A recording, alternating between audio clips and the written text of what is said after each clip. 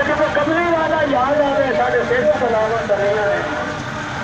ਸੋਹਣਿਆ ਅੱਛਾ ਨਾ ਮੇਰਾ ਸੋਹਣਾ ਪਿਆਰ ਨਾਲ ਪੁੱਛੋ ਮੇਰਾ ਖਾਣਾ ਮਾਰੋ